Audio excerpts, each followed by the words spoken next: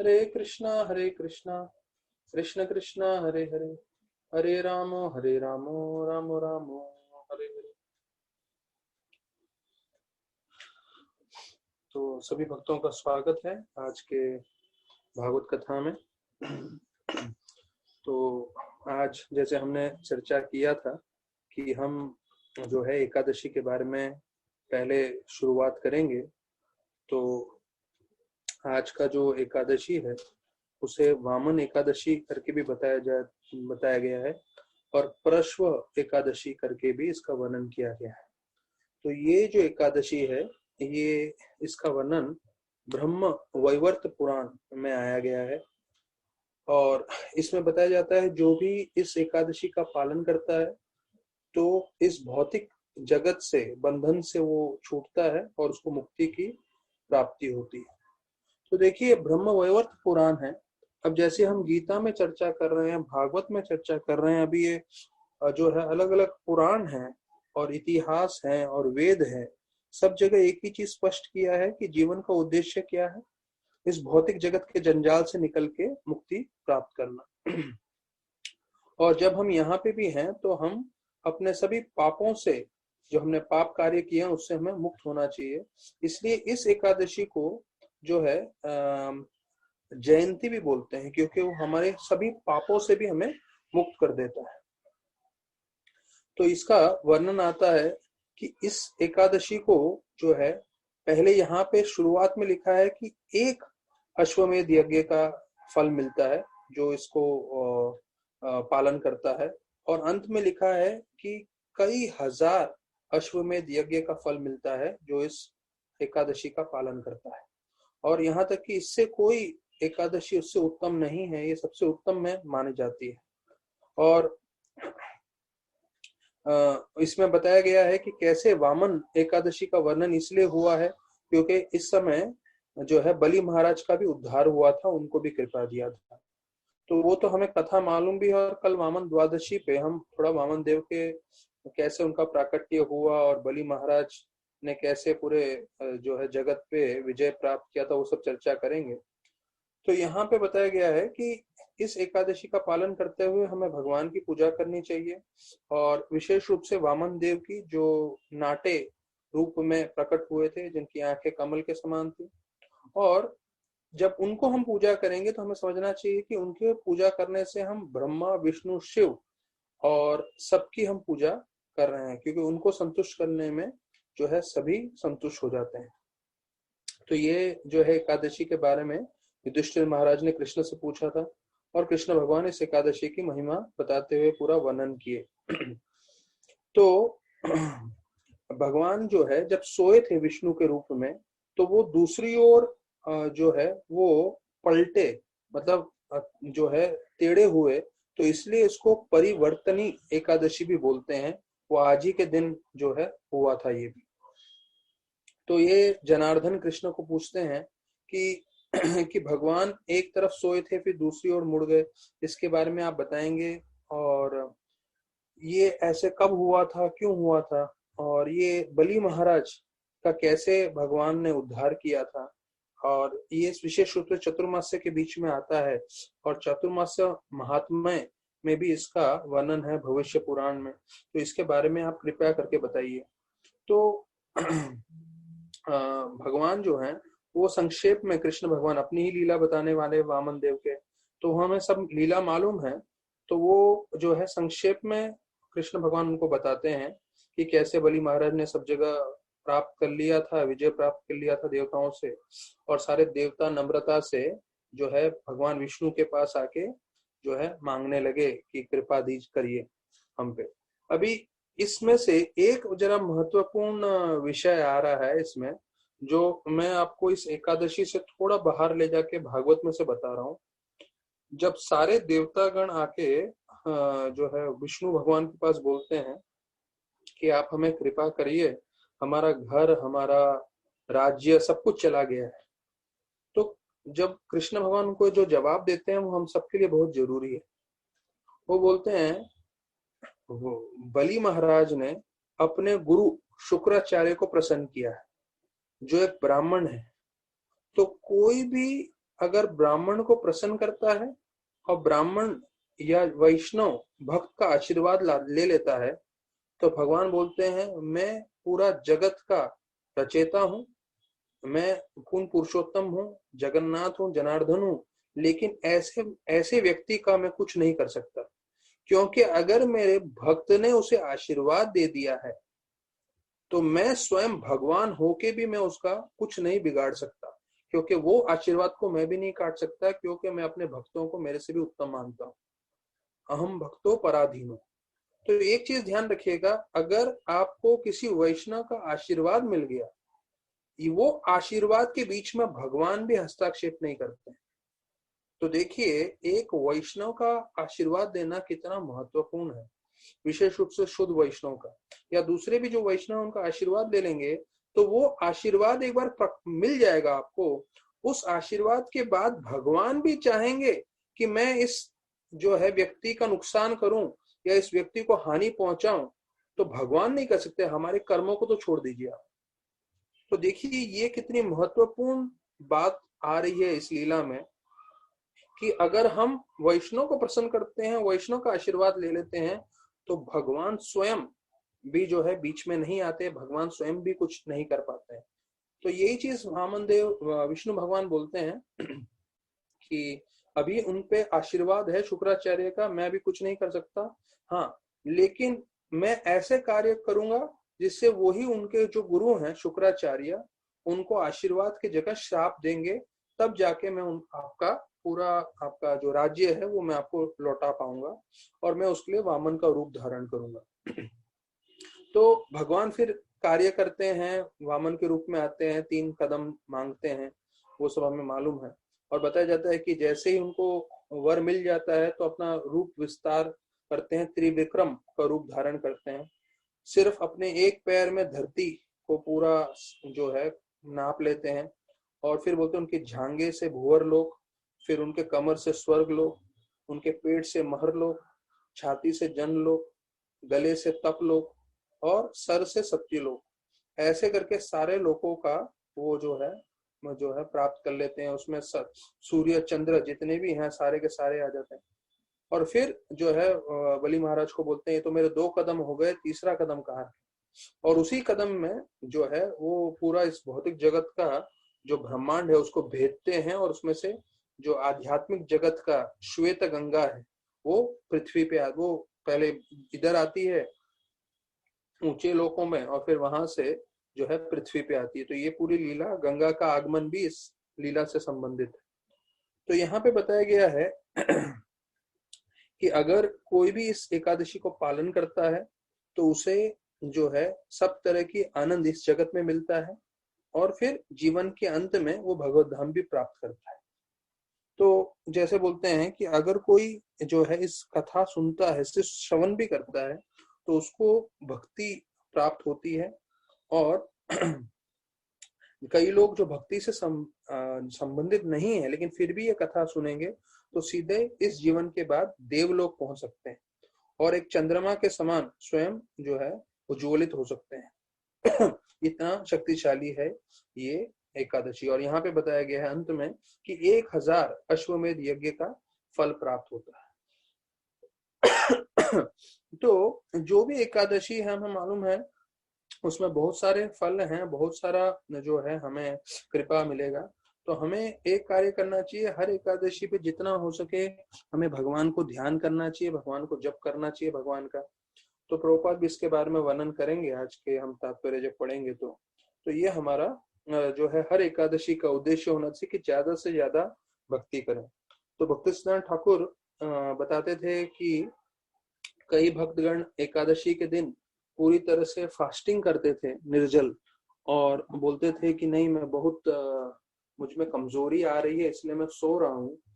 तो भक्ति सिद्धांत ठाकुर बहुत क्रोधित हो जाते थे और बोलते थे कि आप चाहिए तो पूरा एकादशी का प्रसाद खाइए भरपेट, लेकिन जो है सोइए मत, जाके प्रचार करिए।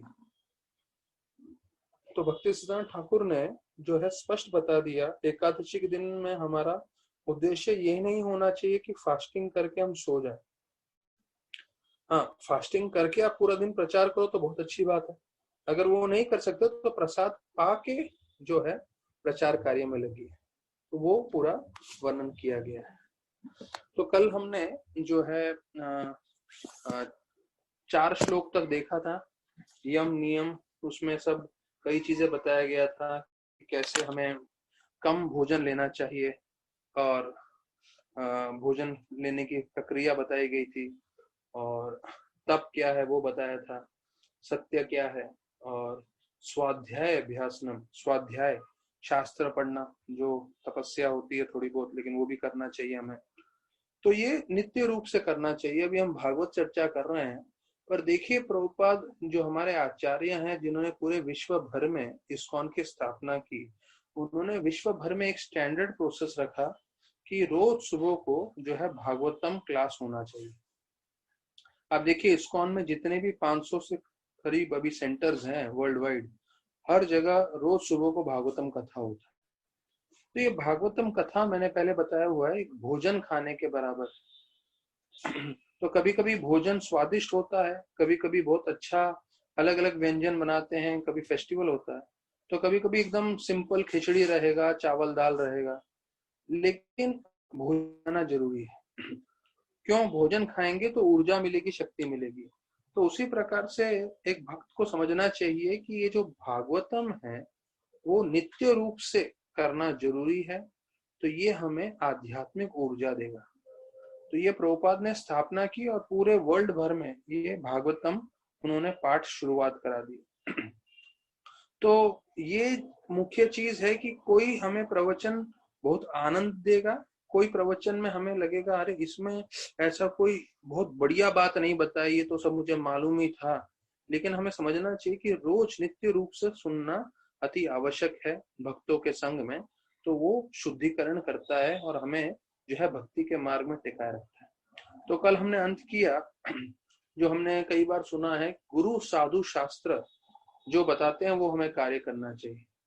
तो हमारे जीवन में हर कोई डिसीजन या हर कोई कार्य कर रहे हैं तो उससे पहले 1 सेकंड रोक के सोचना चाहिए कि क्या गुरु साधु शास्त्र इसको प्रमाणित करते हैं। हाँ, अगर उनका जवाब हाँ आ रहा है तो हमें करना चाहिए, और अगर नहीं आ रहा है तो हमें कोशिश करना चाहिए कि हमें उससे जो है हम दूर रह सके। तो अभी 5वें और 6ठे श्लोक में आसन, प्राणायाम, प्रत्याहार, धारणा, ध्यान और समाधि, इन सब के बारे में वर्णन आएगा। तो अभी पहले ये समझना है कि प्रभुपाद ने जब ये अध्याय प्रारंभ किया था तभी उन्होंने बता दिया था कि सबसे उत्तम योगी कौन है, जो पूरी तरह से जो है भगवान के ऊपर ध्यान करके रखते हैं, तो वो सबसे उत्तम योगी है, मतलब एक भक्त।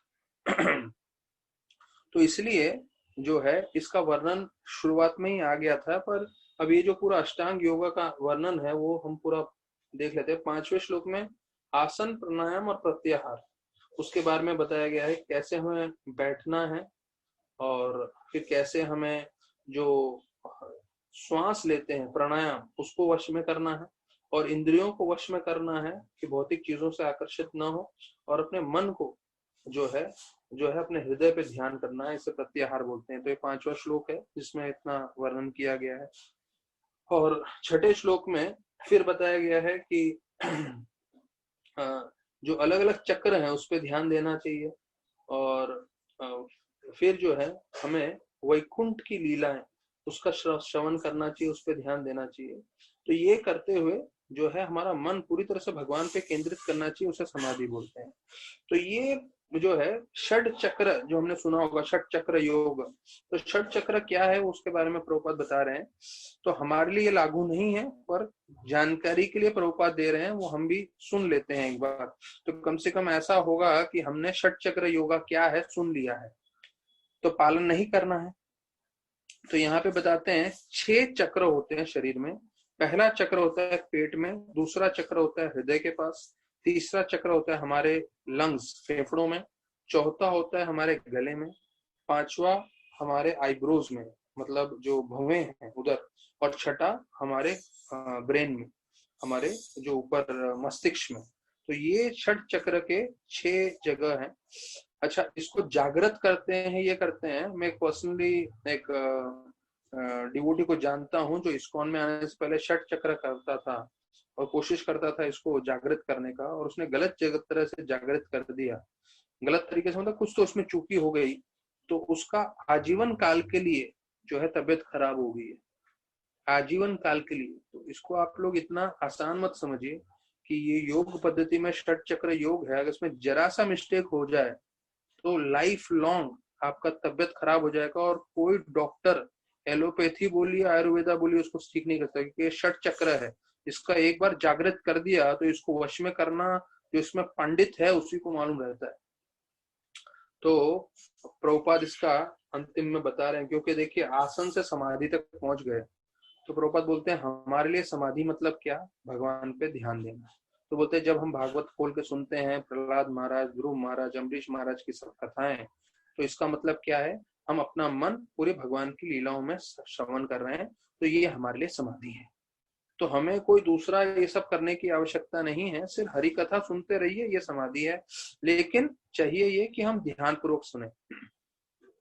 तो प्रभुपाद लिखते हैं समाधि मतलब सिर्फ एक शारीरिक स्तर नहीं है, शारीरिक रूप में मतलब एक पोस्चर नहीं है, एक शरीर से आप एक जो है ये नहीं कर रहे हो, वो मन की मन की स्थिति है। तो mind is virtually absorbed in the thoughts of supreme personality of God, that is समाधि। मतलब जब मन हमारा पूरी तरह से भगवान में जो है पूरा प्रवेश करे, भगवान की ध्यान में, तो उसे समाधि बोलते हैं। अभी 7वां श्लोक हम साथ में चर्चा कर सकते हैं। एतेरन्यश्च पतिभिर मनोदुष्टम असत्पथम बुद्धिया युक्तेर सांख्येर जीता प्राणो हि अतंद्रितः। यहाँ पे जो है बताया गया है, अभी जो है ये जो षट चक्र योग कर रहे हैं, अष्टांग योग कर रहे हैं, इसमें मन के बारे में बताया गया है, इसलिए मैंने ये श्लोक को हाईलाइट करके आप लोग सुना दिया। मनो दुष्टम असत पथम, दुष्टम मतलब दुष्ट है मन, हाँ, मन पूरी तरह से कंटेमिनेटेड है। तो भक्तिदान ठाकुर और उन्होंने जो है एक चीज बताया था, हमें अभक्तों के साथ संग नहीं करना चाहिए, ये शास्त्रों में भी लिखा है और जो है भागवत में भी हमें सुनने मिलता है। तो भक्तिदान ठाकुर बोले हमारा मन अभक्त है। अभी ये स्पष्ट मैं आपको बता दूं, किसी को भी गलतफहमी नहीं होनी चाहिए, हम कितना ही भक्ति कर लें तो उससे हमारा मन भक्त बन जाएगा, नहीं। मन आजीवन काल के लिए मृत्यु के समय तक भक्ति रहने वाला है, और उस मन को यहाँ दुष्टम बताया गया है, कंटेमिनेटेड, वो हमेशा कंटेमिनेटेड ही रहेगा। हाँ, उसका शुद्धिकरण कर सकते हैं, जितना होगा शुद्धिकरण में हम ये करेंगे, इसलिए हमें नित्य रूप से इसका जो है भक्ति करते रहना है रोज, तो रोज उसका शुद्धिकरण होता रहेगा तो स्थिर रहेगा। और असत पथम, असत पथम मतलब ये एक सत होता है जिसे हम बोलते हैं सत्संग, जो भी हम कर रहे हैं सत्य का संग, और एक होता है असत संग। असत संग मतलब जो गलत चीजें हैं, जो भौतिक चीजें हैं। तो वैसे ही असत पठम, असत पठम मतलब मन हमेशा भौतिक इंद्र तृप्ति के पीछे जाएगा। तो क्यों इसको कंटेमिनेटेड बोला गया है, क्यों बोला गया है दूषित है ये मन, क्योंकि मन हमेशा इंद्रभोग के ऊपर ही जाएगा। तो देखिए आप लोगों को इस कपिल मुनि ने जो बता रहे हैं, तो ऐसा नहीं है कि मन को बुरा भला बोल के अटका दिया और ये बोल दिया भाई मन आपका अभक्त है, दुष्ट है, असत पठम है, हमेशा इंद्रभोग का सोचता है। अगले लाइन में उसका समाधान भी दिया है, बुद्धिया युजते सांख्येर। इसका मतलब अपनी बुद्धि से, अपने इंटेलिजेंस से वन मस्ट कंट्रोल, उसको वश में करना है। और वो बुद्धि कौन सी बुद्धि है, आध्यात्मिक बुद्धि। जब हम शास्त्र पढ़ते हैं, शास्त्र सुनते हैं, तो उससे हमें आध्यात्मिक जो है बुद्धि प्राप्त होती है, और उस बुद्धि से समझना है मन कुछ भी बोल रहा है सही है कि गलत है, अगर नहीं है तो उसको शांत कराना है, या जो भी बोल रहा है उस पर ज्यादा ध्यान नहीं देना। जैसे कभी 1-1.5 साल का बच्चा होगा और आप उनके साथ हो, 1.5 साल का बच्चा, तो वो उधम मचाने ही वाला है, तो आप उसको थोड़ी देर चिल्ला के बोलोगे चुप रहे चुप रहे, तो वो थोड़ा शांत हो जाएगा, लेकिन फिर 10-15 मिनट होने के बाद फिर चिल्लाएगा या रोएगा। तो मन वैसा है, उसका चिल्लम चिल्ली चलते ही रहने वाला है। तो आपको क्या करना पड़ेगा, अपना मन ऐसा बनाना पड़ेगा कि हाँ, ये चिल्लम चिल्ली करने वाला है, इसका सुनना नहीं, इसका ध्यान नहीं देना। तो जैसे एक बच्चे का होता है वैसे ही अपना मन भी है।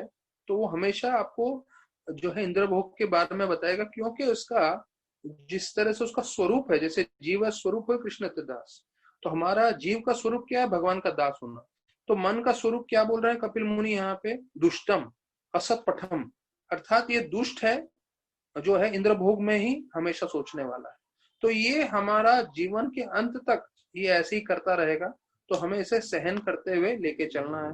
और जितना हम आध्यात्मिक भक्ति करेंगे तो उससे फिर हमारा मन और बुद्धि पूरी तरह से भगवान में लगा रहेगा, तो कम से कम इसके बारे में सोचेगा।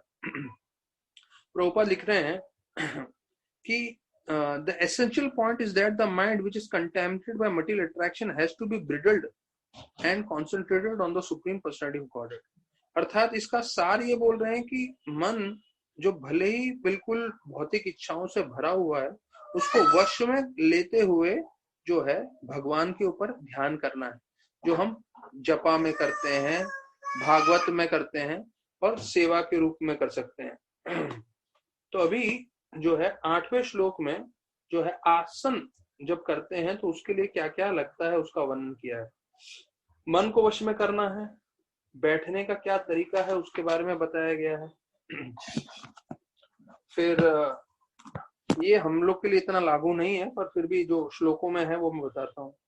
तो जहां बैठ रहे हैं वो जगह स्वच्छ होना चाहिए और स्वास्तिक आसन होना चाहिए। और फिर बताया जाता है हमें पूरा पीठ सीधा करके बैठना चाहिए, पूरा शरीर हमारा सीधा रहना चाहिए। पूरा वर्णन है 8वें श्लोक में कि कैसे हमें बैठना चाहिए। फिर प्राणायाम के द्वारा हमें यहाँ पे अष्टांग योगियों के लिए बताया गया है कि कैसे जो है मन को वश में करना है। तो प्राणायाम से पूरक, कुंभक और रेचक, मतलब उसमें श्वास लेना, श्वास छोड़ना, श्वास पकड़ के रखना, वो सब इसके अंदर वर्णन किया गया है। तो हम लोग कुछ नहीं करते हैं ये सब। तो इसका जो है प्रभुपाद जी तात्पर्य में 9वें श्लोक में बता रहे हैं। तो कृष्ण भक्ति मतलब क्या है, अभी देखिए यहाँ पे पूरा पूराक और रेचक और कुंभक का वर्णन है। प्रभुपाद कुछ भी उस पर स्पर्श नहीं कर रहे हैं। प्रभुपाद तात्पर्य में आ रहे हैं सीधा हमारा हरे कृष्ण महामंत्र जप पे। प्रभुपाद बोल रहे हैं the process of Hare Krishna Krishna consciousness, मतलब इस्कॉन का क्या कार्य है, हरे कृष्ण जप करना। और जप करते समय हमें ध्यान पूर्वक जो है अपना मन जो है हरे कृष्ण महामंत्र पे लगाते हुए श्रवण करना। क्योंकि कृष्ण और कृष्ण का नाम समान है। तो बोलते हैं ये कृष्णा कॉन्शियसनेस है, ये कृष्ण इस्कॉन है, कि जो इस्कॉन का भक्त होता है वो हरे कृष्ण जप करता है और उसको ध्यान पूर्वक सुनता है, बस। तो अभी हमारा मन जहां भी विचलित होता है जप करते समय, तो हमें वहां से लाना है, या तो अपनी निश्चलति मनस चंचलम अस्थिरम। तो गीता बताता है मन का स्वभाव है कि वो चंचल रहेगा, यहाँ वहां जाएगा। तो उसको वहां से लाके हरे कृष्णा सुनने में लगाना है। तो अधिकांश समय अगर हम जपा के साथ कुछ भी और कार्य कर रहे हैं तो हम जानबूझ करके सुनना नहीं चाहते, हम जानबूझ के दूसरे जगह ध्यान दे रहे हैं। क्योंकि जितने सालों से सब लोग भक्ति कर रहे हैं, माला कर रहे हैं, सबको मालूम है कि अगर हम माला लेके पूरी तरह से ध्यान देना चाहें उसके बाद भी हमारा मन महामंत्र पे नहीं रहेगा, वो मन यहाँ वहां जाएगा। तो जब हम कोशिश कर रहे हैं उसके बाद हम वश में नहीं कर सकते। लेकिन अगर हम जब करते करते दूसरे कुछ कार्य करने लगे, तो स्पष्ट बात है कि उसमें तो हमारा मन बिल्कुल भी नहीं लगेगा और हम बिल्कुल ध्यान नहीं दे पाएंगे। तो यहाँ पे बता रहे हैं कि ये सब चीजें जो हठ योगा में हो रहा है वो हमें जो है अपने आप हो जाता है जब हम भक्ति करते हैं। तो यहाँ पे बता रहे हैं कि हरे कृष्णा जप करने से हमारा मन जो है आसानी से भगवान पे केंद्रित हो जाता है, पर हठ योगा करने से बहुत मुश्किल से केंद्रित होगा आपका मन भगवान पे। तो इसलिए लागू नहीं है, हमें अपना हरे कृष्णा जप करना है और उसी को ही करते हुए अपना मन ज्यादा से ज्यादा ध्यान लगाना है। तो बोलते हैं गीता का बता रहे हैं कि बोलते हैं गीता में कि ये हमारा बंधु भी है, दुश्मन भी है। तो प्रभुपाद स्पष्ट कर रहे हैं बंधु कब है, दुश्मन कब है। अगर आप इंद्र भोग के बारे में सोच रहे हो तो आपका दुश्मन है, अगर आप भगवान की सेवा के बारे में सोच रहे हो तो आपका मित्र है। तो बोलना आसान है ये, और हमें शायद मालूम भी है, लेकिन इसको पूरे जीवन में, रोजमर्रा की जिंदगी में अपनाना बहुत मुश्किल है कि जो है भगवान की सेवा का ही हमेशा चिंतन करते रहें और भोग का चिंतन ना करें। और इसके लिए चैतन्य महाप्रभु ने समाधान दिया है कीर्तनीय सदा हरि, कि हमें हमेशा भगवान का नाम जप करते रहना है। तो कई बार मैं बताता हूँ, अगर आपके हाथ में कभी गलती से चाकू लग जाए, जैसे कभी कभी कुछ काटते समय, कुछ होते में चाकू लग जाता है या सुई चुभ जाती है, तो देखिए सबसे पहले आपके मुख से क्या शब्द निकला। अगर हरे कृष्णा निकला तो आप पास, और अगर हरे कृष्णा नहीं निकला, अगर ऊ आ औच उई माँ ये सब निकला तो फेल। तो कई बार हमारे साथ ये अनुभव होता है कि जब एकदम से आपको चोट लगती है तो आपके मुख से क्या निकल रहा है, तो वो आपकी अंदर की चेतना जो है वो बाहर लाती है, बिना आपके बुद्धि या मन के प्रयोग को बीच में लाए, वो तुरंत आ जाती है साथ में। तो जितना आप कृष्ण भावनामृत हैं, तो ऐसी परिस्थिति में आपको समझ में आएगा, अगर कृष्णा निकल रहा है तो पास, और कृष्णा नहीं निकला मतलब फेल। तो ये एक बैरोमीटर है चेक करने के लिए। अब यहाँ पे जो है 10वें श्लोक में वर्णन आ रहा है कि कैसे जो है अगर सोने को तपाएंगे अग्नि में और फिर जब हवा देंगे तो उसका शुद्धिकरण होता है, तो उसी प्रकार से जो योगी हैं उनको तपना पड़ता है, तपस्या करना पड़ता है, तब जाके जो है शुद्धिकरण उनका हो पाता है। तो एक भक्त को भी जो है भक्ति करते हुए थोड़ा तपस्या करना पड़ता है, तो ही वो भक्ति में प्रगति कर पाएगा। तो जो है माला जप करते हुए, सुबह उठते हुए थोड़ी तपस्या हो जाती है, लेकिन ये तपस्या अनिवार्य है। जैसे यहाँ पे सोने का वर्णन किया है, सोने को तपाएंगे नहीं तब तक वो शुद्ध नहीं होगा। तो भक्त जब तक तपस्या नहीं करेगा वो भी शुद्ध नहीं होगा। तो प्रभुपाद भागवतम के दूसरे तरफ बोलते हैं, easy going life and advancement in spiritual life goes ill together. अर्थात आपको लगेगा मैं आराम से अपना जीवन व्यतीत करूंगा और भक्ति में भी प्रगति करूंगा, नहीं, वो नहीं होने वाला है। आराम का जीवन और भक्ति में प्रगति दोनों साथ में नहीं होगा। भक्ति में प्रगति करना है तो आपको आरामदायी जीवन से थोड़ा बाहर निकलना पड़ेगा, थोड़ा तपस्या करना पड़ेगा, थोड़ा तकलीफ लेना पड़ेगा।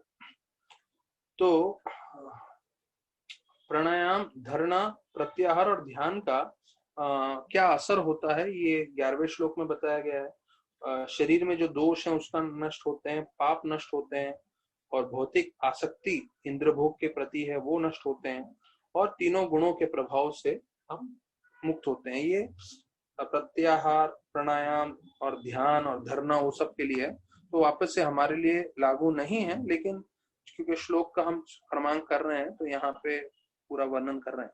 तो ये श्लोक 11वां बहुत जरूरी है हम सबके लिए जानना, क्योंकि प्रभुपाद एक बहुत मुख्य चीज बता रहे हैं। प्रभुपाद बोल रहे हैं, आयुर्वेदा के हिसाब से हमारा शरीर 3 चीजों से बना है, जिसे कफ, पित्त और वात बोलते हैं। तो ये है हवा और जो है अग्नि और एक और, तो इन चीजों से बना है और उससे हमारा शरीर का प्राकट्य हुआ है। प्रभुपाद बता रहे हैं दूसरे लाइन में कि एलोपैथी वाले जो है मॉडर्न मेडिकल साइंस इसको स्वीकार नहीं करते, लेकिन आयुर्वेदा स्वयं शास्त्रों से आया है, जो है वैदिक शास्त्रों में से आया है, तो ये बिल्कुल प्रामाणिक है।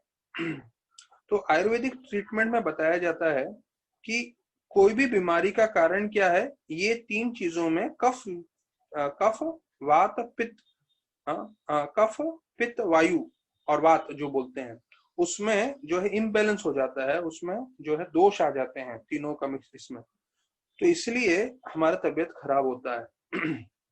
यही चीज भागवत में भी जो है सही बताया गया है।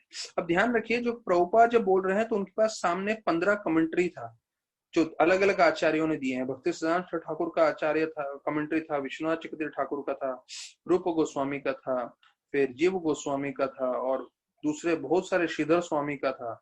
ऐसे 15 कमेंट्री में पढ़ते थे, और उसके बाद 15 कमेंट्री में से सीधा मेन चीज लेते थे, ठक करके डिक्टाफोन में बोलते थे।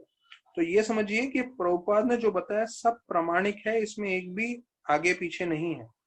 तो भागवतम भी इस बात का पुष्टिकरण कर रहा है कि कफ पित्त वात से हमारा शरीर बना है।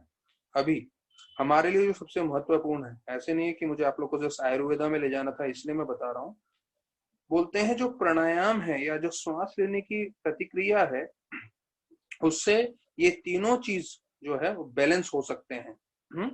कफ पित्त वात, तो प्राणायाम मतलब श्वास लेना। तो ये जो श्वास लेना है, जैसे मैंने पहले भी बताया था, प्रभुपाद बोलते हैं कि जो है हमारी तबीयत खराब होने का कारण है हवा, हमारे शरीर में हवा का सर्कुलेशन नहीं होता है। तो उसी प्रकार से प्राणायाम करने से जो है हम श्वास अच्छे से लेंगे तो ये तीनों चीजें जो है कफ पित्त वात जो है पूरी तरह से कंट्रोल में आ सकता है। तो जिसके लिए मैंने पहले भी अनुलोम विलोम का वर्णन किया था, तो वो जितना हम करेंगे, तो मैंने रामदेव बाबा का एक लेक्चर में सुना था, तो बोले आप आधा घंटा भी कर सकते हो और ये हमेशा आपके शरीर को फायदा ही कराएगा। तो कई बार मैं सोचता हूँ जब समय मिले तो लेक्चर लगा दो, प्रवचन सुनते सुनते कम से कम 15 मिनट तो करूं। तो ये बहुत जरूरी है, ये कफ पित्त वात तीनों को बैलेंस करता है, हमारे तबियत और शरीर को स्वस्थ रखने में बहुत मदद करता है। तो बोलते हैं फिर दूसरा बात कि अगर हमें हमारा मन वश में रहेगा तो हम पाप कार्य नहीं करेंगे, और इंद्रियां वश में रहेंगी तो हम भौतिक चीजों के प्रति आकर्षित नहीं होंगे। तो देखिए 3 चीजों के बारे में बताया गया है। एक तो वायु हमारे शरीर में जो है, हमारा मन और हमारी इंद्रियां। तो इंद्रियां के लिए बोलते हैं इंद्रियां वश में रहेंगी तो भौतिक चीजों की तरफ आकर्षित नहीं होंगी, मन में वश में रहेगा तो हम पाप कार्य नहीं करेंगे, और प्राणायाम करेंगे या जो भी श्वास लेने की प्रक्रिया करेंगे तो उससे हमारा शरीर स्वस्थ रहेगा। तो ये हो गया। तो ये इसलिए बोलते हैं कि चैतन्य महाप्रभु ने बताया है सबसे उत्तम है भक्ति। तो यहाँ पे देखिए, भले ही अभी प्राणायाम, धरना, प्रत्याहार, ध्यान चल रहा है श्लोक में, प्रभुपाद ने भक्ति के जो मुख्य चीजें वो बता दी, और फिर चैतन्य महाप्रभु का जो मेन एसेंस है जिससे हमें हिलना नहीं है वो बता दिया, भक्ति योगा। और भक्ति yoga is feasible process that begins with chanting and hearing. तो ये चैतन्य महाप्रभु जो शिक्षण दिया है, तो भक्ति मतलब क्या, वो बोलते हैं भक्ति मतलब 2 चीज, चैंटिंग एंड हियरिंग। तो अगर हम जप कर रहे हैं और अगर हम नित्य रूप से श्रवण कर रहे हैं, या तो आप खुद पाठ करें भागवत का, और भागवत का पाठ करते करते अगर हम भक्तों के संग में श्रवण करते हैं तो और भी उत्तम है, क्योंकि भक्तों के संग में श्रवण करने से उसके और बहुत सारे लाभ होते हैं। जैसे हमने पहले के प्रवचनों में सुना है, परस्परानम कथनम पावनम भगवत मितो रथि मितो तिष्ठि निवृत्त मिता आत्मना, कि हमारा शुद्धिकरण होता है, हमारा मैत्रिता बढ़ जाती है, हम भक्ति में प्रगति करते हैं और हमें बहुत पुण्य भी मिलता है। तो ये सब फायदे हैं जब हम भक्तों के संग में जो है श्रवण करते हैं। तो ये जो है 11वें श्लोक में वर्णन किया है। फिर 12वें श्लोक का वर्णन आता है कि कैसे जो है हमें आधी आंख अपनी बंद करनी चाहिए और अपने नाक के कोने पे ध्यान करते हुए भगवान का स्मरण करना चाहिए। तो ये गीता में भी इसके बारे में वर्णन किया गया है, तो उसका बताया गया है। तो हमारे लिए जैसे ये अगेन लागू नहीं होता, हमें सिर्फ अपना हरे कृष्ण महामंत्र जप करना चाहिए। उसमें मेरा एक अनुभव रहा है कि जितना आंख बंद करके जप करेंगे उतना फोकस्ड रहता है, क्योंकि जैसे ही आप आंख खोल देते हो जप करते समय तो आप बहुत सारी चीजें देखने लगते हो। तो जितने भी सीनियर डिवोटीज हैं, राधानाथ महाराज, गौरांग प्रभु, राधेश्याम प्रभु, इन सबको देखा है मैंने, गौर गोपाल प्रभु, तो जब जप करने बैठते हैं तो सबका अधिकांश समय आंख बंद ही रहता है। अच्छा, उसमें हम लोग के लिए मुश्किल चीज ये है कि अगर नींद आ रहा होगा तो आंख बंद में सो भी जाएंगे हम। तो वो थोड़ा हमें ध्यान रखना है कि हम सोए नहीं, लेकिन डिस्ट्रैक्शन नहीं हो, इसलिए आंख खुला नहीं रखना चाहिए। जप करते समय आंख बंद रहना चाहिए, तो आप यहाँ वहां नहीं देखोगे और आंख बंद करके आप सिर्फ जो महामंत्र बोल रहे हो उसको सुनने की कोशिश करोगे। अभी जो 13वां श्लोक है, 13वें श्लोक से पूरे 18 श्लोक तक जो है वो भगवान के रूप का वर्णन किया है। तो उसमें जो है सारे के सारे श्लोक जो है सारे महत्वपूर्ण है, क्योंकि यहाँ पे जो मैं भगवत सुबोधनी का रेफरेंस देख रहा हूँ, तो उसमें पूरे जो है 13 से 18 जो 6 श्लोक है उसका पूरा वर्णन किया गया है, क्योंकि इन 6 श्लोकों में जो है भगवान का जो है रूप का पूरा वर्णन किया गया है। तो देखिए, अभी हम सब ने भगवान को देखा नहीं है साक्षात्कार में। हाँ, भगवान का विग्रह हमने टेम्पल में देखा है, और यहाँ शास्त्र जो है वो स्पष्ट रूप से बता रहा है कि भगवान कैसे दिखते हैं, तो उसका पूरा डिटेल्ड इंफॉर्मेशन है। तो अगर हम शास्त्र के चक्षु से देखें, शास्त्र के नजर से देखें, तो अभी इन श्लोकों में हमें भगवान का पूरा जो है प्राकट्य रूप का दर्शन हो रहा है। तो ये 13वां श्लोक से 18 श्लोक हम सब साथ में चर्चा करेंगे। तो पहला 13वां श्लोक है, प्रसन्नावदनाम्भोजं पद्मगर्भारुणेक्षणं नीलोत्पल दलश्यामं शंख चक्र गदाधरम। देखिए, इसका कई चीज तो हम भी समझ सकते हैं। शंख चक्र गदाधरम, तो भगवान ने अपने 4 हाथ में क्या रख के रखा है? शंख चक्र गदा धरम। तो पहला है प्रसन्न, प्रसन्न वदना अंबोजम। हाँ, तो भगवान हमेशा प्रसन्न रहते हैं, तो ये हमारे लिए जानना जरूरी है। जब प्रभुपाद बोले चैंट एंड बी हैप्पी, तो चैंट मतलब हम कृष्ण का संग ले रहे हैं, तो जिस कृष्ण का संग ले रहे हैं वो दुखी नहीं है। प्रसन्न, पहला शब्द शुरुआत हो रहा है कि वो हमेशा प्रसन्न रहते हैं।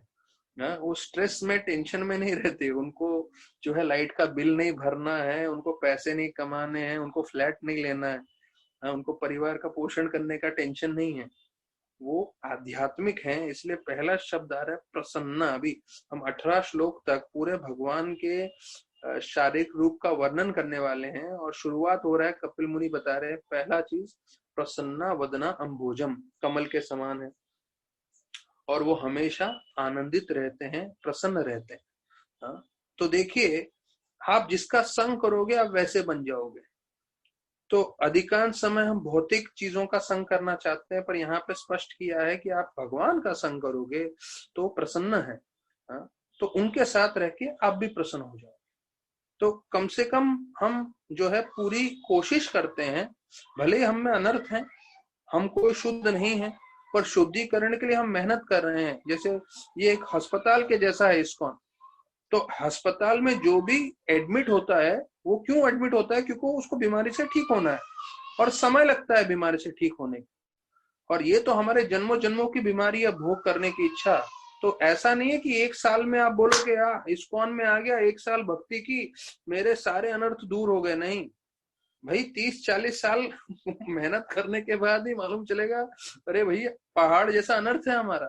लेकिन इतना विश्वास होगा कि हाँ जो है शुद्धिकरण हो रहा है, मेहनत चल रही है, उसका असर हो रहा है। तो हम सब शुद्धिकरण में मार्ग में हैं। तो दूसरे भक्त को देख के हमें ज्यादा विचलित नहीं होना चाहिए। कभी कोई भक्त काम के वासना में आएगा, कभी क्रोध के वासना में आएगा, कभी लोभ के वासना में आएगा। तो एक पेशेंट दूसरे पेशेंट को जो है पिटाई नहीं कर देता है। समझ लीजिए 2 पेशेंट सोए हैं बिस्तर पे, तो एक पेशेंट बुखार है, दूसरे पेशेंट को टीबी है और वो खांस रहा है। तो जो बुखार वाला है उठकर आता है और जोर से उसे झपड़ मार दे, खांस क्यों रहा है, तू मेरे को डिस्टर्ब कर रहा है, सोने नहीं दे रहा। अरे भैया वो भी बीमार है, तुम भी बीमार हो। तो सबके अंदर ये सब रहने ही वाला है, पर जितना आध्यात्मिक शक्ति से और गुरु के आदेश के द्वारा हमें इसका शुद्धिकरण करना है। और जब ये सब ऊपर आ रहे हो तो समझना है कि ये हमारी बीमारी है, और बीमारी के कारण ये सब आएगा ही।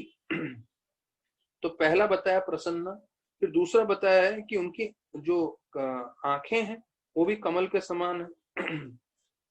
और बताया जाता है कि उनका जो शरीर है वो एक नीले कमल के समान है। तो प्रभुपाद लिखते हैं तात्पर्य में कि लोग पूछते हैं कि कृष्णा ब्लू क्यों है, कृष्णा का रंग नीला क्यों है? तो प्रभुपाद बोलते हैं ऐसा नहीं है कि कोई चित्रकार ने उनका सोच के मन में रख दिया कि हाँ नीला रख दिया करके, नहीं। बोलते हैं शास्त्र में लिखा है, यहाँ देखिए, हाँ, नीलोत्पल दल्ल सैमम। तो श्यामम, श्यामम मतलब सांवला, और नीलो मतलब नील रंग का है, ब्लू रंग का है। तो ये शास्त्रों में लिखा है, और बोलते हैं ऐसे भागवत में लिखा है, ब्रह्म संहिता में लिखा है, पुराणों में लिखा है। सब जगह वर्णन है, इसलिए भगवान का रंग नीला है। और ये भाग बताया जाता है ब्रह्म संहिता में, प्रभुपाद एक और चीज जोड़ रहे हैं, कई बार बादल जो है एक ब्लू रंग का होता है, नीले रंग का होता है। तो जो नीले रंग का बादल है वो कृष्णा का जो है उनका रंग वैसा है करके। तो ये जो है शास्त्रों का वर्णन है, ये हमारे मन का सोच नहीं है, प्रभुपाद स्पष्ट कर रहे हैं।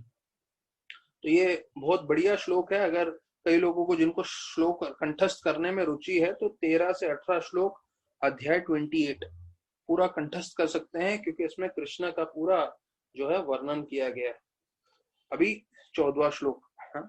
लसत पंकज किंजल का पीठ कौशेय वासनम वाससम शिवत्स वक्षम राजात कौस्तभाक मुक्त कंधरम।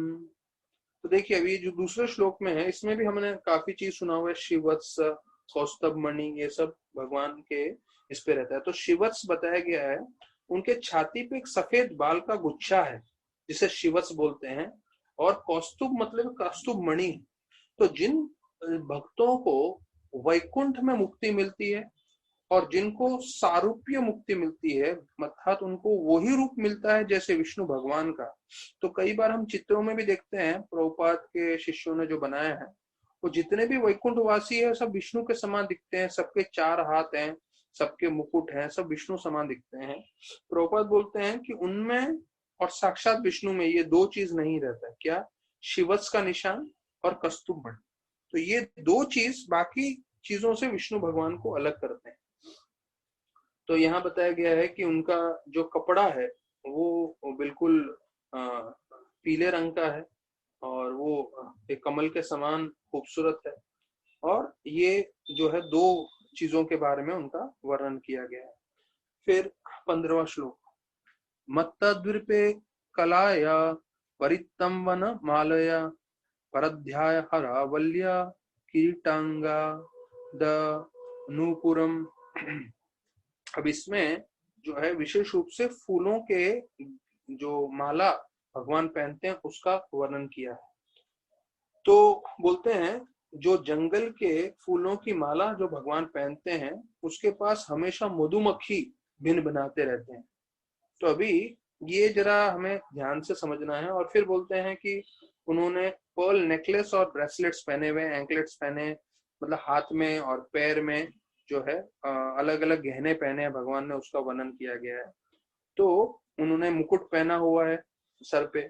तो ये सब उसमें जो फूलों की माला है उसका वर्णन कर रहे हैं कि फूलों की जो माला है आध्यात्मिक जगत में कभी सूखती नहीं है, क्योंकि ये हम आध्यात्मिक जगत की बात कर रहे हैं। यहाँ तक मैंने जहां तक सुना है स्वर्ग लोक का भी सूखता नहीं है। तो स्वर्ग लोक से जो है बढ़कर है वैकुंठ लोक का। तो स्वर्ग लोक का हमने सुना है पारिजात जो है उधर फूल होता है, पेड़ होता है पारिजात का। तो कृष्ण भगवान सत्यभामा के लिए पूरा पारिजात पेड़ लेकर आते हैं। तो ये जो फूल है सूखते नहीं है। तो वैकुंठ लोक के बारे में प्रभुपाद बता रहे हैं, there is nothing but freshness. मतलब हम लोग जो कोशिश कर रहे हैं उधर जाने के लिए इस जीवन के अंत में, जिसके लिए हम इतना मेहनत कर रहे हैं, भागवत कर रहे हैं और जप कर रहे हैं, और वैसे वो करते करते भी हम भगवान के संपर्क में ही हैं एक तरह से देखा जाए तो। लेकिन ऐसे संपर्क करते करते जीवन भर आप जहां पहुंचने वाले हो उसका एडवर्टाइजमेंट, क्या एडवर्टाइजमेंट है। जैसे कभी किसी को कश्मीर जाना हो तो एड एजेंसी में जाते हैं, ट्रेवल्स एंड टूर्स में जाते हैं, तो पूरा बर्फ का पहाड़ और ऐसा सब दिखाते हैं। तो देख के लगता है वाह वाह वाह वाह, जाना चाहिए जाना चाहिए। हाँ, वो अलग बात है, उधर जाओगे तो फिर 3 दिन में आपको बॉम्बे याद आएगा, बोलेगा भैया इतनी ठंडी है सहन नहीं होती, अपना बम्बई अच्छा है। तो भौतिक जगत में कहीं पे भी चले जाओ संतुष्टि नहीं होगी।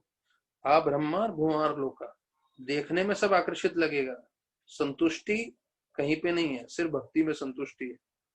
तो यहाँ पे बताया गया है कि वहां का सिर्फ एक फूल को ले लीजिए, बाकी सब तो दूर की बात है, एक फूल को लीजिए, बोलते हैं वो फूल हमेशा ताजा रहता है। और उस फूल की खुशबू, राधानाथ महाराज बताते हैं, अगर आध्यात्मिक जगत का एक फूल आ गया धरती पे, आएगा नहीं, लेकिन अगर एक फूल आ गया पूरा पृथ्वी महकने लगेगा एक फूल की शक्ति से। तो सोचिए क्या है आध्यात्मिक जगत। वैसे एक फूल नहीं है, एक ही पेड़ पे सैकड़ों फूल है और अनगिनत पेड़ है वहां पे आध्यात्मिक जगत में। तो यहाँ पे बता रहे हैं ये आध्यात्मिक गणित क्या है, ये राधानाथ महाराज जी बताते हैं। 1 - 1 is 1 एंड 1+1 is 1। अर्थात आध्यात्मिक जगत में अगर आप कुछ निकाल दो तो कम नहीं होगा, अगर कुछ जोड़ दो तो कुछ बढ़ेगा भी नहीं, वो हमेशा संपूर्ण ही रहता है। भगवान संपूर्ण है और वहां की सब चीजें भी संपूर्ण। तो उसी प्रकार से जब जो पुष्प है जब पेड़ पे है तब भी ताजा रहेगा, जब उसको तोड़ दोगे तो आजीवन काल के लिए ताजा ही रहने वाला। तो जो ये है मधुमक्खी, वो पेड़ पे भी आकर्षित होंगे और जब भगवान गले में माला पहनते हैं तब भी आकर्षित होंगे। और यहाँ विशेष रूप से प्रभुपाद वर्णन कर रहे हैं कि भौतिक जगत में कोई मधुमक्खी भिन बनाएगा तो हमें डर लगता है कि काट देगा, और उसका भुन बनाना हमें बिल्कुल पसंद नहीं आता, कोई आकर्षित नहीं होता, क्योंकि ये भौतिक जगत है। उल्टा दो बार, 2 या 3 बार ऐसे केस हो चुके हैं। एक बार तो हम लोग यात्रा में थे, तो चित्रकूट, वहां पे जो है मधुमक्खी ने काटा था, तो बहुत सारे ब्रह्मचारियों को भी काट दिया और भक्तों को भी काटा। और फिर एक ब्रह्मचारी यात्रा में गए थे, सब ब्रह्मचारियों को काट दिया। तो मधुमक्खी का भौतिक जगत में अलग कार्य होते हैं, लेकिन आध्यात्मिक जगत में बोलते हैं जिस तरह से वो भन बनाते हैं, जैसे बताया जाता है, हमने पहले पढ़ा हुआ है कि सारे पंछी, कोयल जो इतना मधुर गाते हैं, और जो मोर है इतना अच्छा नाचते हैं, और जितने भी गाने वाले मधुर मधुर पंछी हैं सारे शांत हो जाते हैं। क्यों? क्योंकि बोलते हैं अभी मधुमक्खी आया है और मधुमक्खी भगवान का गुणगान गाने वाला है। तो सारे पंछी शांत होके मधुमक्खी के लिए रुकते हैं, क्योंकि मधुमक्खी जो है भगवान का हरि कथा कर रहा है। तो देखिए ये वो आध्यात्मिक जगत है जहाँ फूल सूखता नहीं है अनित्य काल के लिए, और वहां की मधुमक्खी भी हरि कथा कर सकती है। तो देखिए वो जगत है जहां पे हमें प्रवेश करने के लिए कोशिश कर रहे हैं हम। अभी 16वां श्लोक। कांची गुणाल श्रोणिनम हृदयाम्भोज विस्तरम दस्तान्त्यात्मनम शांतम मनोनयम वर्धनम। तो इस श्लोक में बताया गया है कि कैसे उनके कमर पे पट्टा है, और ये जो है हृदय अम्भोज विस्तरम, ये बहुत जरूरी है भक्तों के लिए जानना। He stands on the lotus of his devotees heart. तो जो भक्त होते हैं उनके हृदय पे खड़े हैं। अब ये जो है कपिल मुनि बता रहे हैं, अभी हम अध्याय देख रहे हैं 28-16 श्लोक, और वही चीज अम्बरीश महाराज के जब किस्सा आता है और दुर्वास मुनि आते हैं उनको मांगने के लिए माफी, तो भगवान बोलते हैं नहीं, मैं आपको क्षमा नहीं कर सकता, क्योंकि मैं भक्तों के हृदय में रहता हूँ और भक्त मेरे हृदय में रहते हैं। साधु हृदय तयम साधुनाम हृदय तमहम मत अन्यते न जानाति न हम तेभ्यो मनागति। कि मैं उनके हृदय में हूँ, वो मेरे हृदय में है, मैं उनके अलावा किसी को नहीं जानता और वो मेरे अलावा किसी को नहीं जानते। तो जो भगवान वहां पे बता रहे हैं 8वें स्कंद में आएगा अम्बरीश महाराज की कथा में, वही चीज यहाँ पे भी बता रहे हैं। क्या? कि हृदय अम्भोजा विस्तरम, भगवान जो है भक्त के हृदय में विराजमान है। तो ये बहुत जरूरी है हमें समझना कि हमारे हृदय में भगवान है। अंगुष्ठ मात्र अमलम, पहले कैंटो में हमने सुन लिया है, जब परीक्षित महाराज दर्शन करते हैं विष्णु भगवान के, तो बोलते हैं हमारे अंगूठे के साइज के हैं जो हृदय में निवास करते हैं। और भगवान गीता में भी बोलते हैं सर्वस्व चाम हृदय सन्निविष्टो, हृदय सन्निविष्टो मतलब मैं हृदय में निवास करता हूँ। तो लोगों का ये सबसे बड़ा प्रश्न आता है कि जब हार्ट ट्रांसप्लांट कर लेते हैं तो हमारे भगवान कहीं चले जाते हैं, आत्मा कहीं चली जाती है क्या? ऐसा ये बड़ा बार बार ये प्रश्न पूछते हैं। पर कॉमन सेंस की बात है भाई, भगवान जो है अभी आत्मा को लिए बोलते हैं दूसरे अध्याय गीता में, बलगार सत भाग से सतत कल्पित, मतलब जो बाल का तिनका है उसका 1000 नहीं 10,000 उसके टुकड़े करोगे, बाल के ऊपर के जो उसका कोना है उसके 10,000 टुकड़ों करोगे तब आपको आत्मा का साइज मिलेगा। तो ये आत्मा है, तो परमात्मा तो उससे उतना ही सूक्ष्म समझ लीजिए।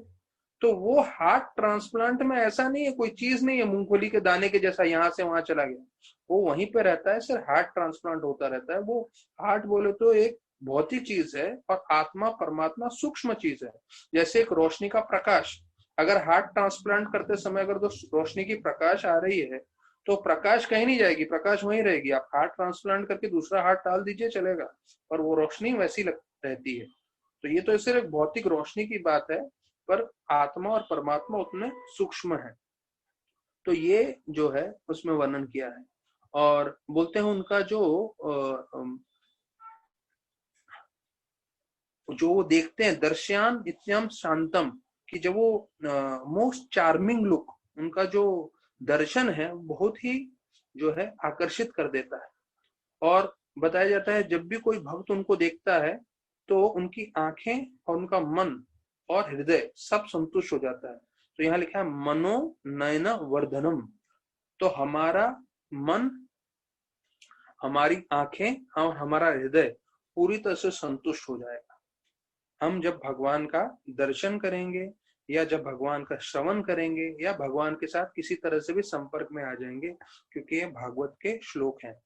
तो देखिए, भक्त भले ही उसके पास कुछ भौतिक रूप से ना हो, लेकिन क्योंकि वो भगवान के संपर्क में है वो हमेशा आनंदित रहता है।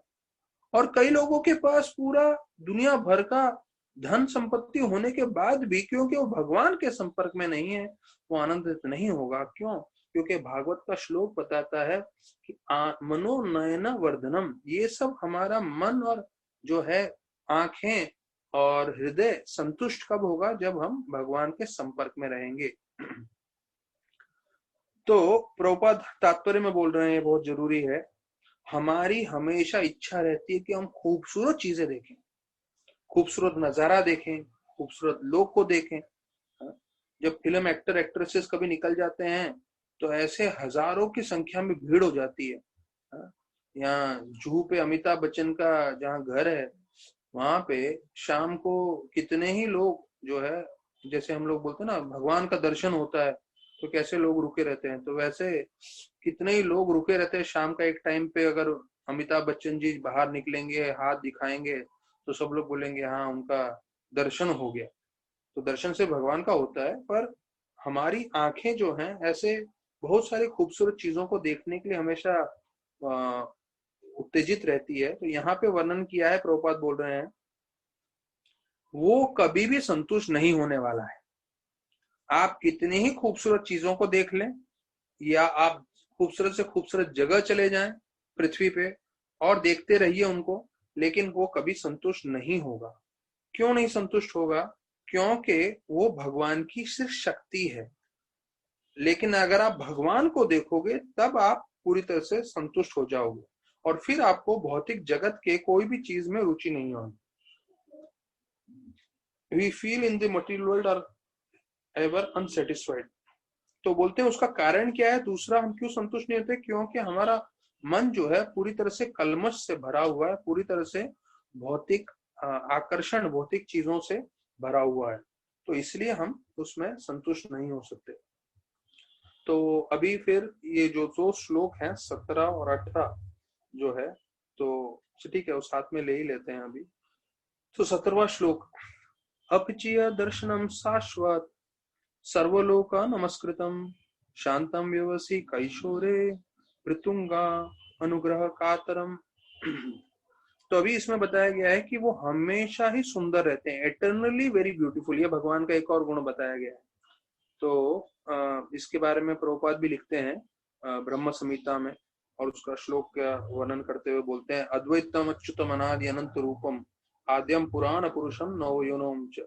नवयौवनम च, जैसे भगवत धाम का एक फूल मुरझाता नहीं है, तो ये तो पूर्ण पुरुषोत्तम भगवान है, वो तो हमेशा जो है नवयौवन ही रहने वाले हैं। तो वही चीज यहाँ वर्णन किया है, इस ever fresh and blooming youth. जैसे बताया गया है राधा और कृष्ण किशोर और किशोरी, मतलब दोनों 13, 14 या 16 साल के युवक और युवती के रूप में ही रहते हैं आध्यात्मिक जगत में। अच्छा, आध्यात्मिक जगत में भगवान बच्चे के रूप में नहीं मिलेंगे, और आध्यात्मिक जगत में भगवान उससे बड़े रूप में तो भौतिक जगत में भी नहीं होते, लेकिन भौतिक जगत में भगवान बच्चे के रूप में मिल सकते हैं जब वो यशोदा के पुत्र बनते हैं और वगैरह। ठीक है, तो यहाँ पे बताया गया कि वो हमेशा खूबसूरत दिखते हैं और सारे के सारे लोग जितने भी हैं पृथ्वी में और बाकी लोगों में, सब लोग उनकी पूजा करते हैं।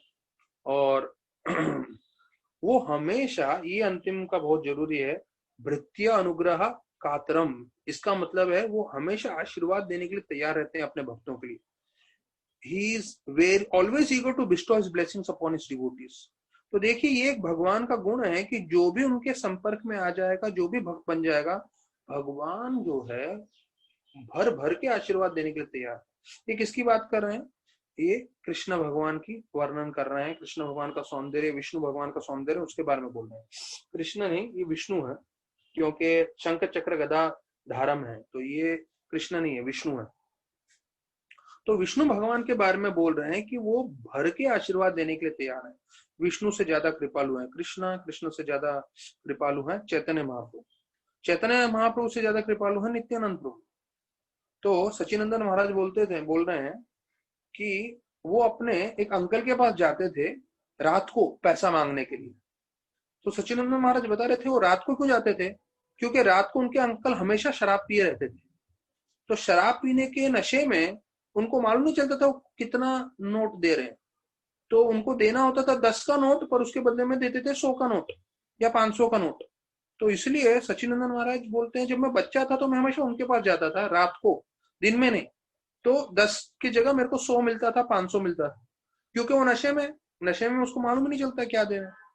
तो सचिनंदन महाराज जी बता रहे थे, चैतन्य महाप्रभु नित्यानंद प्रभु दोनों जो है भगवान के प्रेम में पूरी तरह से मदमस्त है, शराब के नशे के समान। तो बद जीव चला जाता है और बोलता है कृष्ण प्रेम दो, भक्ति दो, सेवा दो। तो उसकी योग्यता है कुछ नहीं, लेकिन उसको सबसे उत्तम चीज मिल जाता है। क्यों? क्योंकि नित्यानंद और चैतन्य महाप्रभु पूरी तरह से कृष्ण प्रेम में लगे हुए हैं, इसलिए। तो ये चीज हमें ध्यान रखना है, जो यहाँ पे बताया गया है कि वो हमेशा आतुर रहते हैं आशीर्वाद देने के लिए, कृपा देने के लिए। तो जो भी उनके साथ जुड़ जाता है वो जो है अवश्य इस भौतिक जगत को पार करके निकल सकता है। तो यहाँ पे प्रभुपाद बता रहे हैं, he is especially inclined to those engaged in devotional service. The same fact is confirmed here. He is always anxious to show favor to the devotees. तो देखिए, हमने सुना है, प्रभुपाद बताते हैं, भक्ति मतलब चैंटिंग एंड हियरिंग, श्रवण करना और जप करना। तो भक्ति मतलब भी ज्यादा हमें सोचने की जरूरत नहीं है। यहाँ जब भक्ति बोल रहे हैं, डिवोशनल सर्विस बोल रहे हैं, जो जप कर रहा है और जो हरि कथा सुन रहे हैं, तो अगर आप इतना भी करेंगे तो आप भक्ति में पूरी तरह से लग रहे हैं, भगवान आपसे प्रसन्न है और भगवान आप पे पूरी तरह से कृपा देंगे।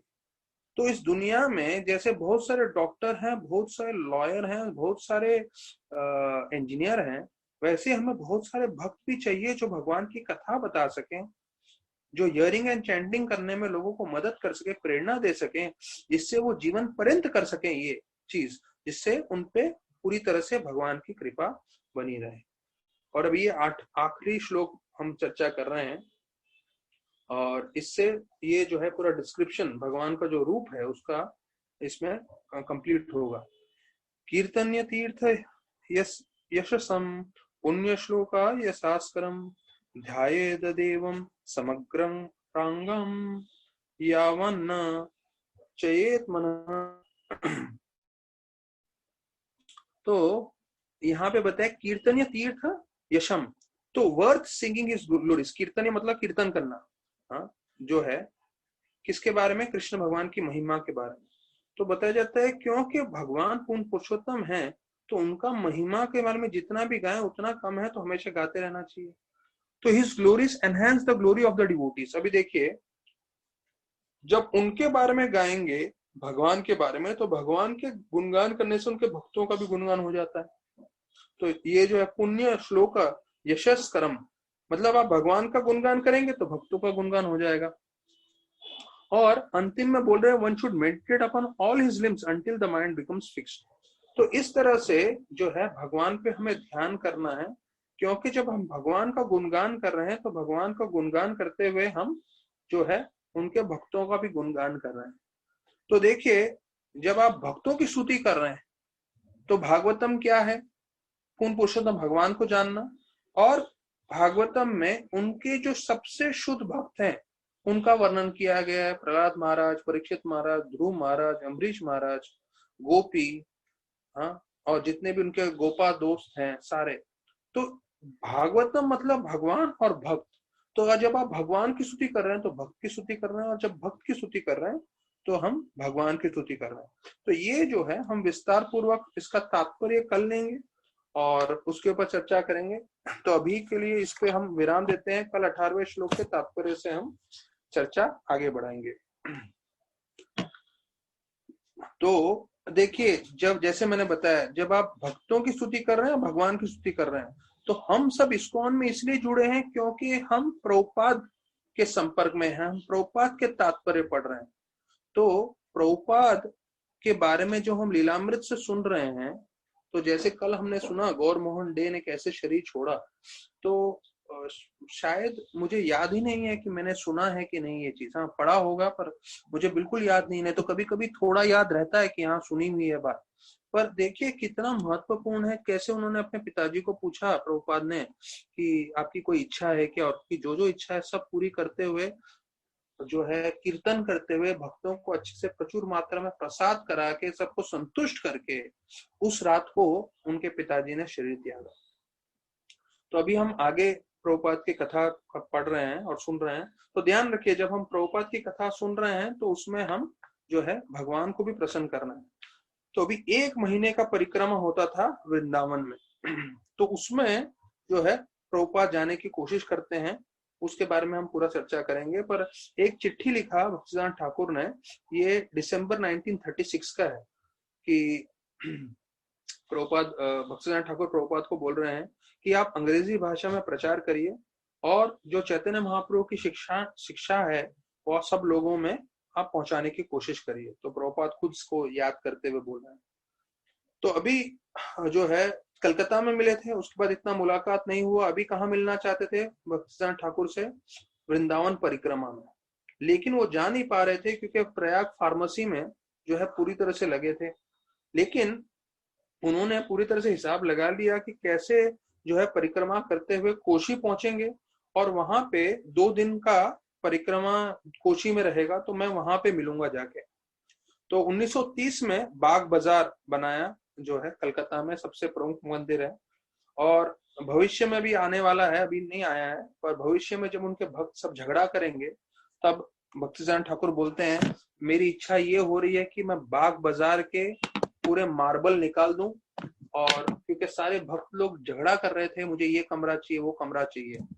तो बोलने लगे कि मेरी इच्छा है कि मैं सारे जो है मार्बल निकाल दूं और उसकी किताबें जो है बनाऊं और किताबें बांटूं। उन्होंने ये जो है प्रभुपाद को बताया था। तो ये उसका वर्णन आ रहा है। तो रूप गोस्वामी का शिक्षण बताते हैं कि हमें किसी चीज को छोड़ना नहीं है, हर चीज को जोड़ना है कृष्ण से। तो कोई भी चीज माया नहीं है, हर चीज को आप सेवा में लगा सकते हो। तो राधानाथ महाराज एक प्रोग्राम में थे, तो एक भक्त जो है, भक्त बोले या मेंबर थे या क्या थे, उन्होंने बोला महाराज आप जो है हारमोनिका बजाए थे। जर्नी होम में हमने सुना ना कि महाराज ने हारमोनिका गंगा जल में डाल दिया था क्योंकि उनका मन उसकी तरफ आकर्षित हो रहा था। तो महाराज ने ये नहीं बोला था उस वक्त कसम खा के कि मैं हारमोनिका बजाऊंगा नहीं फिर कभी जिंदगी में। महाराज ने सिर्फ अपनी आसक्ति तोड़ने के लिए उसको जो है गंगा में डाल दिया था। तो उसके बाद भी एक आध शायद कभी कहीं प्राइवेट में महाराज ने बजाया तो मालूम नहीं, पर उस प्रोग्राम में बोला कि तो महाराज को कि महाराज ये जरा बजाइए। और फिर उन्होंने बोला प्रभुपाद ने बताया है हर चीज कृष्ण की सेवा में लगा सकते। तो अभी महाराज ने कभी ऐसे ओपन फोरम में बताया नहीं था, पर उन्होंने कैसे बोल दिया कि प्रभुपाद ने बोला है हर चीज सेवा में लगा सकते हो। तो अभी अगर महाराज नहीं बजाए तो फिर ये मतलब हो जाएगा कि प्रभुपाद की बात गलत हो गई, कि प्रभुपाद ने बोला है हर चीज सेवा में लगा सकते हैं, जो रूप गोस्वामी भी बोल रहे हैं यहाँ पे, तो वो सही नहीं होगा। तो महाराज ने बजा लिया। महाराज ने बजाया क्या, उसके बाद जैसी प्रोग्राम से निकलते ही उनके सीनियर गुरु भाइयों का फोन आने चालू हो गया उनके मोबाइल पे। बोले अरे तुमको मालूम नहीं क्या, तुम सन्यासी हो, तुम सन्यासी हो क्या, हारमोनिका कैसे बजा सकते हो, ये वो। तो महाराज के ऊपर पूरे चढ़ गए सब लोग। तो महाराज बोले अच्छा ठीक है, मैं अगली बार गलती से भी नहीं बजाऊंगा, कान पकड़ता हूँ, मेरी गलती हो गई। तो मतलब सोचिए महाराज इतने ऊंचे स्तर पे है, पर उनके भी गुरु भाई सब हैं कि जरा थोड़ा आगे पीछे हो जाए तो सब तुरंत ही, मतलब प्रोग्राम, ये देखिए आजकल ये इसका फास्ट कम्युनिकेशन का कितना फायदा भी है नुकसान भी है। तो वो मालूम भी चल गया, और जैसे ही प्रोग्राम खत्म हुआ तुरंत उनके जो सीनियर गॉड ब्रदर्स हैं वो बिल्कुल आ भी गए उनके ऊपर फोन। तो फिर अगले प्रोग्राम में वापस से वही भक्त मिला और फिर से वही महाराज को बोलता है, महाराज प्रभुपाद ने सिर्फ बताया है कि ये तो हर चीज भगवान की सेवा में लग सकते हैं, रूप गोस्वामी ने बताया, तो फिर से बजाइए हारमोनिका। तो महाराज ने माइक लिया और माइक में महाराज बोले, प्रभुपाद ने सिखाया है, रूप गोस्वामी ने सिखाया है, सब चीज भगवान की सेवा में इस्तेमाल हो सकता है, लेकिन कई चीजें सन्यासियों के लिए वर्जित है, उसमें एक है हारमोनिका, तो मैं हारमोनिका नहीं बजा सकता करके तो महाराज ने सीधा उड़ा दिया। तो कहने का मतलब ये है कि हमें ध्यान रखना है, हम सबकी सीमाएं हैं, ऐसा नहीं कि हम सीमा उल्लंघन करें किसी भी समय। जैसे एक बार महाराज प्रवचन में थे, कहीं तो कथा करने गए थे, तो कथा मतलब ऐसी फॉर्मल था डिस्कशंस और ये, तो वो सब नॉन डिवोटीज के बीच में था। तो नॉन डिवोटीज के बीच में उनको तो ज्यादा मालूम नहीं है सन्यासियों का कैसा आदान प्रदान करना चाहिए, और कोई डिवोटी भी शायद ज्यादा थे नहीं, वो सब एलाइट क्लास के दूसरा ही ग्रुप था। उसमें उन्होंने एक जो है जो होस्ट लड़की थी उसको गार्लैंड दे दिया महाराज को गार्लैंड बनाने के लिए। तो मतलब कुछ सेकंड्स की बात थी, और शायद कोई तो ब्रह्मचारी थे जिन्होंने बाद में ये बात बताया कि वो तुरंत आ गई और तुरंत आके महाराज को डालने वाले थी, कुछ ही सेकंड्स में ये सब हो गया। तो महाराज जो है इतने तेज है इन सब चीजों में, जैसे ही वो डालने वाली थी महाराज ने तुरंत गार्लैंड पकड़ लिया और थैंक यू बोला उसको, और मुस्कुराते हुए उसके गार्लैंड ले लिया हाथ में, डालने नहीं दिया उसको। फिर वो देख ली कि हाँ इन्होंने, महाराज ने स्वीकार कर लिया, हाथ में पकड़ लिया, वो चली गई। तो फिर महाराज ने खुद ने अपने हाथ से अपने गले में डाल दिया। तो देखिए ये सब चीजें बताता है कि कैसे हमें ध्यान रखना है, कैसे करना है। फिर एक प्रोग्राम में हमारे ब्रह्मचारी थे देवानंद पंडित को, तो वहां पे गार्लैंड पड़ा था, मतलब स्टेज पे ही, मतलब उनके बाजू में वो माइक के पास लेक्चर देने का स्टार्ट कर रहे थे, और उस प्रोग्राम में कोई भी प्रभु जी नहीं आए, सिर्फ माताएं थी। तो अभी प्रभु जी आने वाले थे लेकिन उस समय कोई नहीं आए थे, और जय राधा माधव खत्म हो गया था, गार्लैंड पहनाने का टाइम आ गया।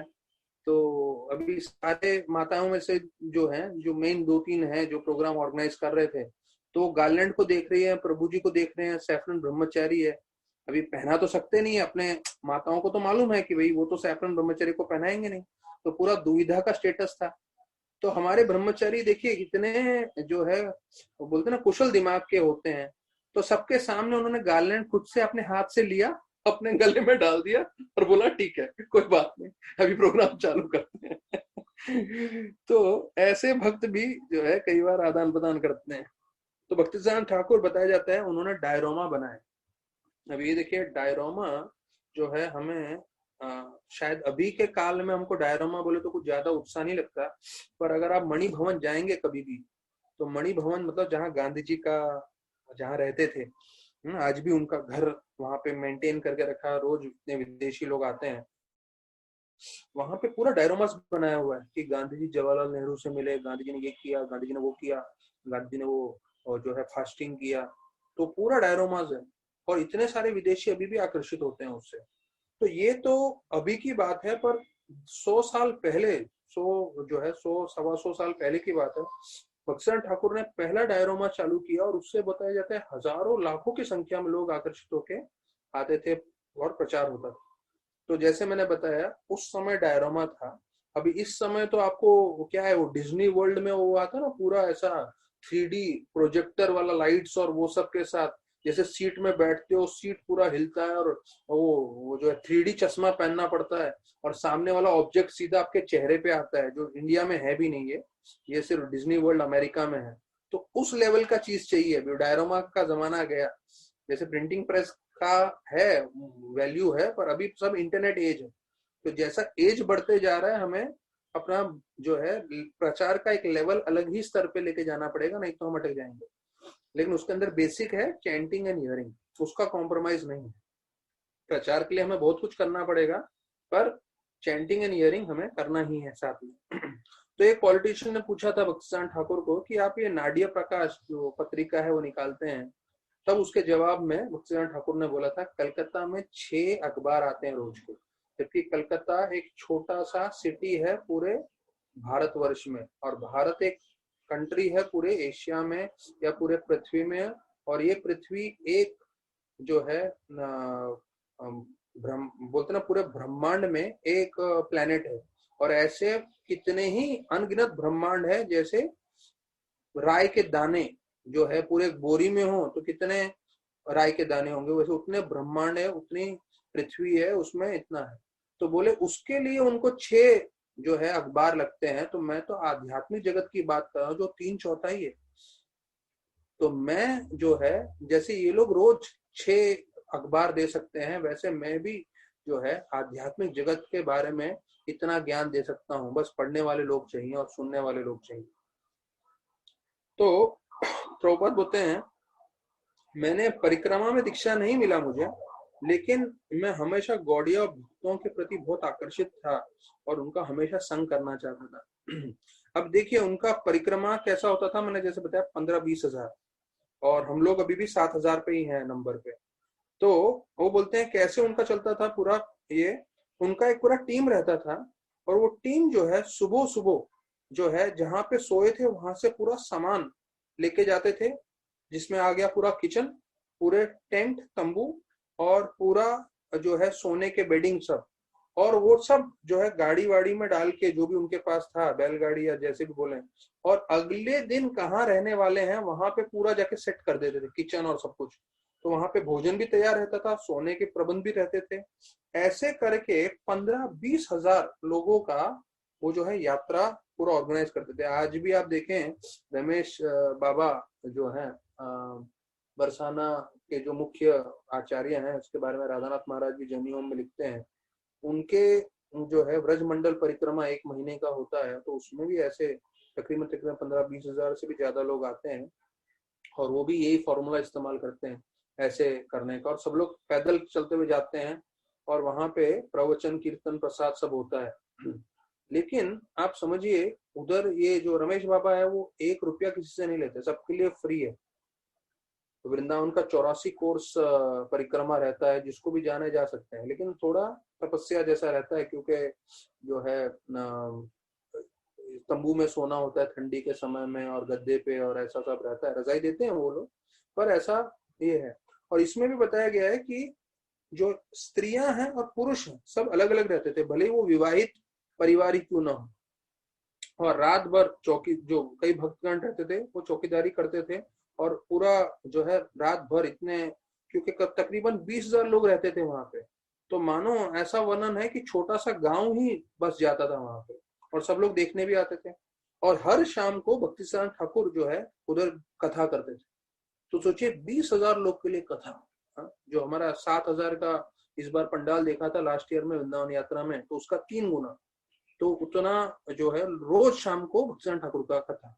तो जो हम राधानाथ महाराज का कथा देख रहे हैं, तो वैसे ही परंपरा में जो हमारे गौड़ीय वैष्णव जो आचार्य गण हैं, वो भी वैसी परिक्रमा में प्रवचन देते थे। सब लोग सुबह 7 में उठते थे, 7 में जप करते थे, और आगे फिर दिन भर का 7 में कीर्तन करते हो, प्रवचन करते हो, फॉलो करते थे। अच्छा, अभी भक्तिसिद्धांत ठाकुर के प्रति लोगों का कितना द्वेष था। द्वेष इसलिए था क्योंकि वो दीक्षा दे रहे थे, द्वेष इसलिए था कि वो ब्राह्मण बना रहे थे लोगों को, द्वेष इसलिए था कि वो सन्यास दे रहे थे।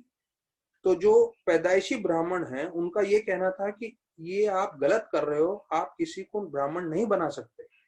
लेकिन जबकि शास्त्रों में पूरा जो है विपरीत बताया गया है कि अगर किसी के पास गुण है ब्राह्मण की तो वो ब्राह्मण बन सकता है। तो ये बात कभी उन्होंने समझा नहीं, हमेशा झगड़ा करते रहे। और यहाँ पे तो ये भी वर्णन है कि जब वो वृंदावन में जो सबसे प्रमुख गोस्वामियों के 7 मंदिर हैं, जैसे मदन मोहन है और राधा गोविंद है, उसमें प्रवेश भी नहीं दिया उन्होंने, ना ही भक्तिसिद्धांत ठाकुर को, ना ही जो है उनके सारे 15-20 हजार शिष्यों को। तो इतना उस समय गर्मा गर्मी था, यहाँ तक कि पत्थर वत्थर भी मारा, इतना सब भी हुआ। और उससे पहले बताया जाता है पंडित सब आए थे उनसे चर्चा करने के लिए, तब भक्तिसिद्धांत ठाकुर ने सबको परास्त कर दिया, सबको समझा दिया, और सब लोग मान गए थे, लेकिन फिर उनको एंट्री नहीं दिया। तो फिर बोलते हैं कि प्रभुपाद बता रहे हैं कि मैं कोशी में मिला केशव महाराज से, और उन्होंने भक्तिसिद्धांत ठाकुर के बारे में बताया कि भक्तिसिद्धांत ठाकुर कल मथुरा जाने वाले हैं, लेकिन उससे पहले आज शाम को हरि कथा करेंगे। तो जो भी यहाँ रहना चाहता है वो सुन सकता है, लेकिन बाकी लोग शेषशाही विष्णु का दर्शन भी होने वाला है, वो भी उधर भी जा सकते हैं। तो प्रभुपाद बोल रहे हैं, तो मैं सोचने लगा कि मैं शेषशाही विष्णु का दर्शन करके क्या करूंगा, यहाँ मेरे गुरु महाराज बोल रहे हैं, मैं उनका सुनता हूँ। तो बोलते सिर्फ 10-12 लोग थे और मैं शेषशाही विष्णु का दर्शन के लिए नहीं गया और मैं अपने गुरु महाराज से सुन रहा था। तो बोलते हैं कि धीरे धीरे वो 12 लोग में से भी लोग निकल गए, क्योंकि सबका कुछ ना कुछ सेवा था। तो अभय बाबू जो उनके शिष्य भी नहीं थे वो बैठे रहे। तो प्रभुपाद भक्तिसिद्धांत ठाकुर संबंध अभिधेय प्रयोजन के बारे में समझाया, तो उस पर मैं नहीं जा रहा हूँ, वो जरा अलग विस्तार है। और वो 1 घंटा 2 घंटा 3-4 घंटा उनके लिए बोलना आसान। वो बोलते थे हमारा शरीर, ये हमारे लिए बहुत जरूरी है जो कथा सुन रहे हैं, हमारा शरीर हरि कथा करते हुए दर्द में रहे, बीमारी में रहे चलेगा, लेकिन अगर हमारा शरीर स्वस्थ है लेकिन हरि कथा नहीं कर रहे तो ऐसे शरीर का कोई फायदा नहीं। मतलब दुख तकलीफ शरीर में रहे, लेकिन अगर हम हरि कथा कर रहे हैं तो उसके साथ सर्वोत्तम है। ये भक्तिसिद्धांत ठाकुर का शिक्षण था। तो ये अभी प्रभुपाद बता रहे हैं कि कई बार वो जब सुनते थे भक्तिसिद्धांत ठाकुर का, इतना हाई इंग्लिश रहता था, उनको समझ में भी नहीं आता था, लेकिन फिर भी वो जो है नम्रता से ध्यान पूर्वक पूरा बुद्धि लगा के सुनने की कोशिश करते थे। तो अगर आप हमको और आपको लगता है कभी कभी प्रवचन ऊपर से गया है, तो हमारे आचार्य प्रभुपाद, उनको भी अपने गुरु महाराज का प्रवचन कभी कभी ऊपर से जाता था। तो ये कोई चौंकने की बात नहीं है, ये हमें शास्त्र से जितना पढ़ते रहेंगे सुनते रहेंगे हमें मालूम चलेगा। तो यहाँ बता रहे हैं कि उनकी एक दृष्टि थी धाम के लिए। तो बोलते जैसे अगर आप किसी के घर में जाएं, कोई दरवाजा खोले और कर्टन हटाए तो उससे आप पूरा घर देख सकते हैं। तो बोलते हैं वैसे ही भक्तिसिद्धांत ठाकुर थे, प्रभुपाद बोल रहे हैं कि उनके दृष्टि से वो पूरा हमें धाम दिखलाते थे, कि धाम पे जो जो आवरण है वो पूरी तरह से कर्टन के जैसे हटा देते। तो बताया जाता है कि इलाहाबाद में उनको जमीन मिल गई और वहां पे वो रूप गौड़ीय, श्री रूप गौड़ीय मठ बनाने वाले थे। और भक्तिसिद्धांत ठाकुर 21 तारीख नवंबर को आने वाले थे वहां पे जो है कॉर्नरस्टोन फाउंडेशन लगाने के लिए।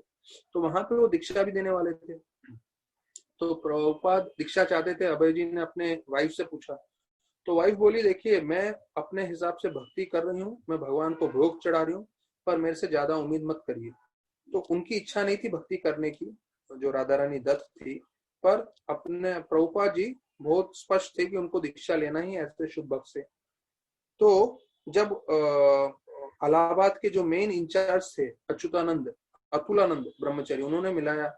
तो जैसे ही मिलाया, अभी पहली बार दीक्षा के समय जो है वो मिलने वाले हैं भक्तिसिद्धांत ठाकुर से। तो जैसे ही मिलाया तो भक्तिसिद्धांत ठाकुर ने बोला यस, मैं जानता हूँ इस लड़के को और इसको अच्छा लगता है श्रवण करना, मैंने इसमें ध्यान रखा है और मैं इसको अपना शिष्य बनाने के लिए स्वीकार कर रहा हूँ। तो जो हमने कुछ समय पहले बताया था शायद कल के प्रवचन में कि प्रभुपाद को भी सुनना अच्छा लगता था, तो ये उनके जो गुरु है उन्होंने पूरी तरह से स्वीकार किया। तो वो सुन के अतुलानंद जो है वो बहुत प्रसन्न हुए कि गुरुदेव पहले से इनको जानते हैं और उन्होंने उनको मार्क किया है कि इनको श्रवण करना अच्छा लगता है।